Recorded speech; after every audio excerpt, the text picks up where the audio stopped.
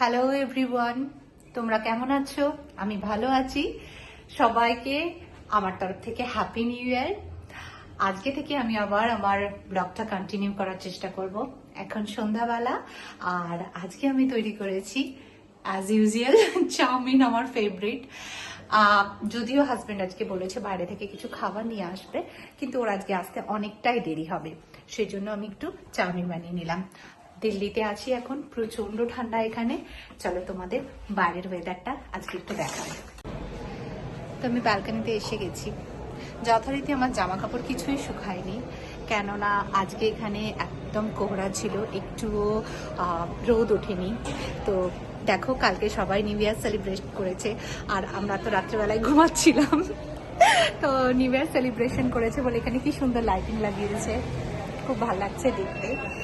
তো আমি চেষ্টা করব আজ থেকে একটু ছোট্ট ছোট্ট করে ব্লগ তোমাদের সাথে শেয়ার করার।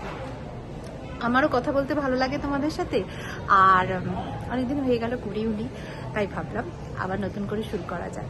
তো এই দেখো বাইরের ওয়েদারটা এরকম।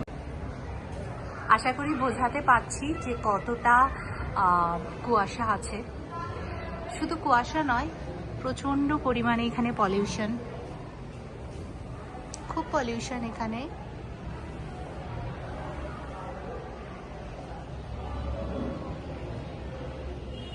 আর এই যে সবাই এরকম রাস্তার মধ্যে গল্প করছে, একটু বাদে আগুন জ্বালাবে, আর আগুন জ্বালিয়েওছে, ওই দেখো এইরকম আগুন জ্বালিয়ে এখানে সবাই আগুন তাপায় ঠান্ডার মধ্যে।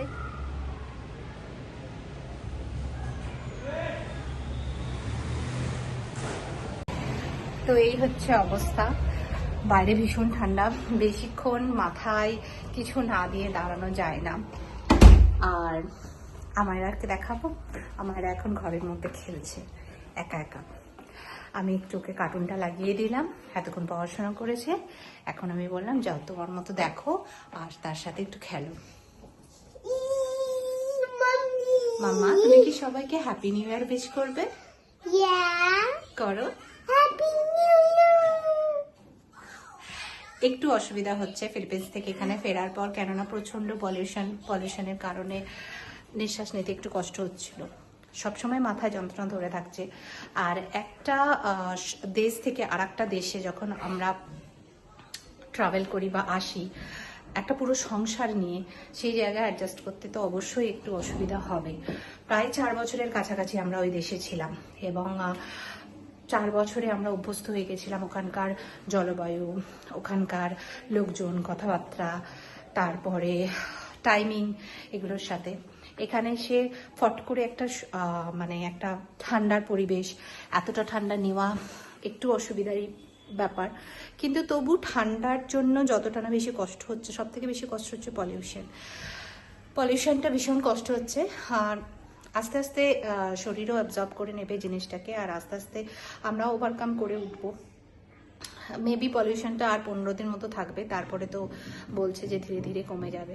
তো তোমরা যারা ইন্ডিয়াতে আছো বা বাইরে আছো সবাই মোটামুটি জানো যে দিল্লির কি অবস্থা পলিউশনের। বাট তারপরেও জানি না কেন দিল্লি আমার কাছে ভীষণ প্রিয়। আমি এসে খুব খুশি নিজের দেশে ফিরে।